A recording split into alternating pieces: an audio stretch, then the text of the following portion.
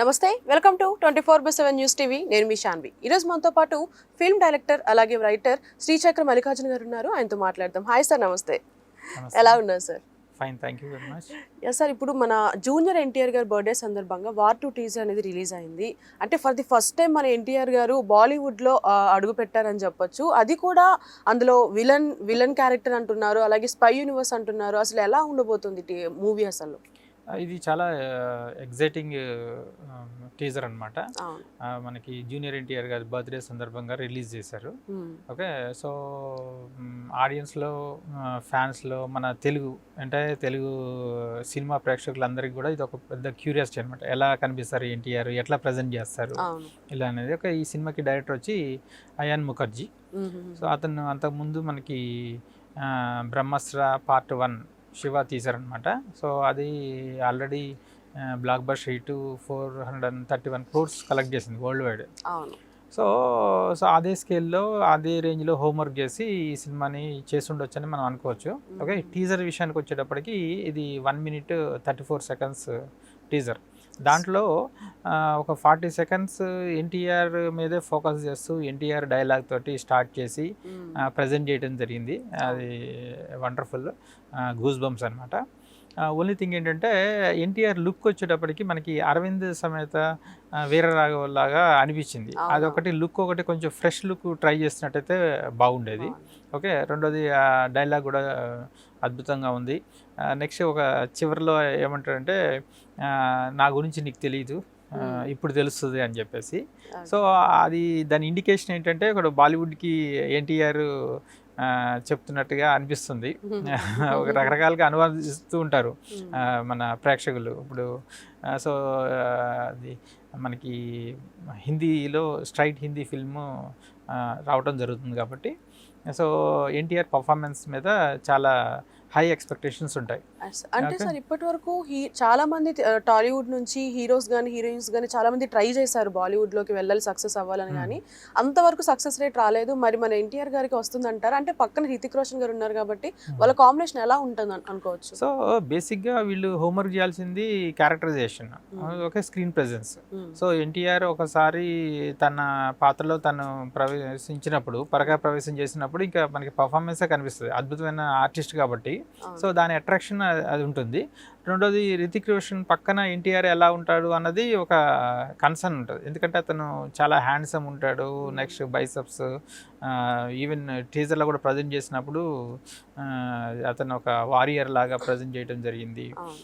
So ఆ look, Hrithik Roshan look అనేది వేరు. ఇండియాలో మనకి జనరల్గా ఏంటంటే, మనకి ఇక్కడ టాలీవుడ్లో నాగార్జున్ని హ్యాండ్సమ్గా ఎలాగైతే చెప్తూ ఉంటారో, అట్లాగే నేషనల్ వైడ్ మనకి హృతిక్ రోషన్ని ఒక హ్యాండ్సమ్ హీరోగా రెఫర్ చేస్తుంటారు. సో అలా చూసినప్పుడు ఎన్టీఆర్ ఏమైనా తేలిపోతాడా అన్నది ఒక కన్సర్న్ ఉంటుంది.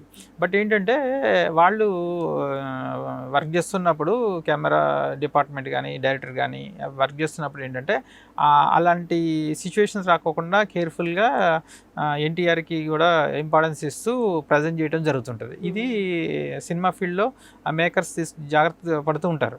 ఓకే, ఒక ఇద్దరు హీరోలు పక్కపక్కన వస్తున్నప్పుడు ఆ కేర్ తీసుకుంటారు. But at the same time ఒకసారి మనకి స్టోరీలో ఇన్వాల్వ్ అయిపోయి పాత్ర ఆర్టిస్ట్ ఒక పరక ప్రవేశం చేసినప్పుడు మనకి ఆ పాత్రే కనిపిస్తుంటుంది.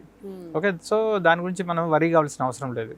So coming to the spy universe దగ్గరికి వచ్చేటప్పటికి, ఈ వైఆర్ఎఫ్ వాళ్ళు దీన్ని నిర్మిస్తున్నారనమాట. సో యశ్ చోప్రా వాళ్ళు ఏంటంటే, వాళ్ళ ప్రొడక్షన్ అలాగే డిస్ట్రిబ్యూషన్ రెండు ఉన్నాయి. సో ఇది ఏంటంటే 1917లో ఇది ఎస్టాబ్లిష్ అయింది వాళ్ళ ఆర్గనైజేషన్. ఓకే, సో అంటే దగ్గర అంటే 55 years they have such a vast experience, okay, cinema ఫీల్డ్లో. సో ఈ పర్టికులర్ది వచ్చేటప్పటికంటే స్పై థ్రిల్లర్స్ జనరల్గా ఏంటంటే సిరీస్ అంటూ ఉంటారు. ఇప్పుడు ఏంటంటే నవేడేస్ ఏంటంటే యూనివర్స్ అనే వర్డ్ వాడుతున్నారు. ఆ కాన్సెప్ట్ ఏంటంటే, ప్రతి సినిమా అనేది ఒక ప్రపంచం. సో ఈ ఒక్కొక్క సినిమా ఒక ప్రపంచంలాగా, ఒక్కొక్క లోకంలాగా మనకి ప్రజెంట్ చేసినప్పుడు యూనివర్స్ కాన్సెప్ట్ ఏంటంటే, ఈ ప్రపంచంలోంచి ఒక హీరో ఇంకో ప్రపంచంలోకి కనెక్ట్ అవ్వడం.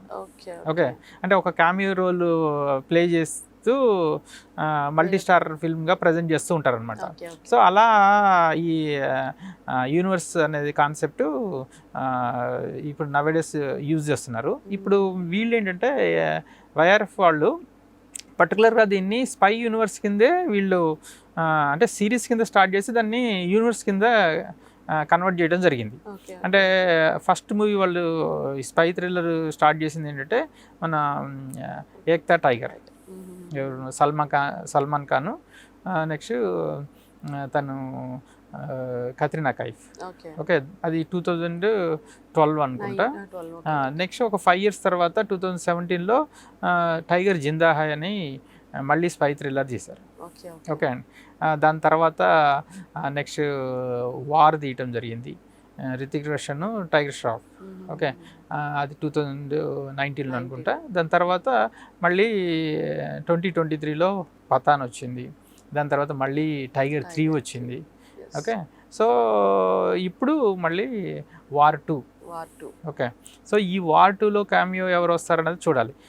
నెక్స్ట్ దీంట్లోకి వచ్చేటప్పటికి, పతాన్లో వచ్చేటప్పటికి మనకి క్యామియోగా సల్మాన్ ఖాన్ ఉంటాడు.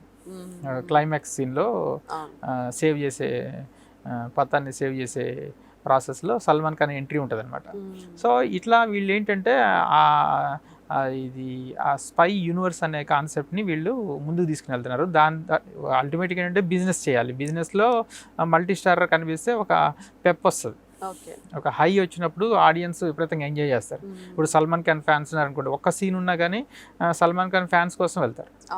ఓకే, అట్లా ఇప్పుడు వర్కౌట్ చేసింది ఏంటంటే, ఇప్పుడు మన ఇండియాలో #1 ఫిల్మ్స్ అన్నీ తీస్తున్నది సౌత్ నుంచి మన తెలుగు వాళ్ళు. సో తెలుగు హీరోస్ విపరీతంగా క్రేజ్ స్టార్ట్ అయిపోయింది. ముఖ్యంగా Ram Charan, junior NTR, so Prabhas. Okay, so వీళ్ళు మార్కెట్ని ఉపయోగించుకుందామని చెప్పేసి ఆలోచనతోటి మేకర్స్ ఇలా డిజైన్ చేయడం జరిగిందనమాట. సో ఆ ప్రాసెస్లో మన ఎన్టీఆర్ని ఈ ఫిల్మ్ కోసం హైర్ చేయటం, వర్కౌట్ చేశారు ఇలాగా. అంటే సార్ ఇప్పటి వరకు మనం ఎన్టీఆర్ గారిని ఒక హీరోగా చూసాము, ఒక లవర్ బాయ్గా చూసాము, ఒక ఎమోషనల్ ఫ్యామిలీ హీరోగా అట్లా మనం చూసాం. కానీ విలన్గా for the first time villain అంటున్నారు కదా, సో దాన్ని ఎంతవరకు రాణించగలరు అంటారు? సో ఇది ఒక మిక్స్డ్ ఫీలింగ్ ఉంది. అంటే విలన్ అనగానే ఒక డిసప్పాయింట్మెంట్. ఎన్టీఆర్కి ఇప్పుడు 2 years కదా, అప్పుడే విలన్గా చేయాల్సిన అవసరం ఏంటనేది. రెండోదేమో ఎన్టీఆర్ అసలు విలన్గా చేయరు, అది కావాలని చెప్పేసి విలన్ అని చెప్పి మెన్షన్ చేస్తున్నారు. టీజర్ చూస్తే తెలుస్తుంది అది విలన్ క్యారెక్టర్ కాదు, అది హీరో క్యారెక్టరే అని చెప్పేసి ఇంకొక థీరీ, రకరకాల ఒపీనియన్స్ వస్తున్నాయి అనమాట. సో లెటస్ హోప్ అతను ఒక హీరోగానే చేస్తున్నాడని అనుకోవచ్చు. లీడ్ రోల్స్లో మాత్రం మన ఎన్టీఆర్ ప్లస్ రితిక్ రోషన్ ఉన్నారు. సో గాడ్ ఆఫ్ మాసెస్ అంటున్నారు, ఇక్కడేమో రితిక్ రోషన్ ఏమో గాడ్ ఆఫ్ గ్రీక్ అంటున్నారు అనమాట, గ్రీక్ వీరుడు. సో ఇక్కడ ఇంకొక పాయింట్ ఏంటంటే, ఒకవేళ అనుకుందాం ఒక విలన్గా చేస్తాను అనుకుంటే ఎన్టీఆర్కి ఏ పాత్ర ఇచ్చినా చేస్తారు. ఓకే, మీకు ఏంటంటే ఆ విలన్ టింజ్ తోటి మీకు జై లవకుశలో జై అనే పాత్రని తను చేశారు, అది విలన్ ఫీల్ తోటే ఉంటుంది. ఓకే, సో పాత్ర ఇస్తే చాలు ఎరగొట్టేస్తారు, ఓకే, అందులో డౌటే లేదు. Next coming to the temper ఫిల్మ్లో ఆల్మోస్ట్ ఇతనేంటి విలన్ లాగా ప్రవర్తిస్తున్నాడు అనిపిస్తుంటుంది. సో క్లైమాక్స్లో అతను ఏంటి అన్నది తెలుస్తుంది అనమాట టెంపర్ ఫిల్మ్లో. సో అలా ఇప్పుడు అదే సీనియర్ ఎన్టీఆర్ గారు తీసుకుంటే మీరు రావణాసురుడు చేయటం ఏంటి అని చెప్పేసి చాలామంది అతన్ని చెయ్యొద్దు అని చెప్పేసి కూడా చెప్పారట. అది ఒక పాత్ర నేను చేస్తానని చెప్పేసి అది చేయడం జరిగింది. ఆ రావణాసుడి మీద పాజిటివ్ ఫీలింగ్ వచ్చేసింది జనాలకి ఎన్టీఆర్ నటించిన తర్వాత. అలాగే నెక్స్ట్ దుర్యోధన పాత్ర దానవీర సూరకర్ణలా తీసుకున్నా కానీ అది కూడా నెగిటివ్ రోల్ అయినా కానీ మొత్తం సినిమాలో దుర్యోధన పాత్రే అందరికీ గుర్తుండిపోతుంది. అట్లాగా మన ఎన్టీఆర్ తన పర్ఫార్మెన్స్ అనేది అద్భుతంగా చేస్తాడు, ఒకవేళ కనుక విలన్ రోలే అయితే అని నేను అనుకుంటున్నాను. Okay, so let us wish. ఇప్పుడు ఇదైతే మాత్రం విపరీతంగా ట్రెండింగ్లో ఉంది. నంబర్ 1 అసలు విత్ ఇన్ 24 hours అది ఒక 2 crore రీచ్కి వెళ్ళిపోయింది. ఓకే, 2 lakhs అబోవ్ లైక్స్ వచ్చాయి. ఇది మామూలు విషయం కాదు. So let us hope the war అనేది ఒక అద్భుతమైన విజయాన్ని సాధిస్తాము అనుకుందాం. ఖచ్చితంగా. ఎందుకంటే జూనియర్ ఎన్టీఆర్ గారు for the first time Bollywood లో కాబట్టి సక్సెస్ ఉండాలి అని మనస్ఫూర్తిగా మన తెలుగు ఆడియన్స్ అందరం కోరుకుంటున్నాం. Exactly. Thank you so much. Thank you.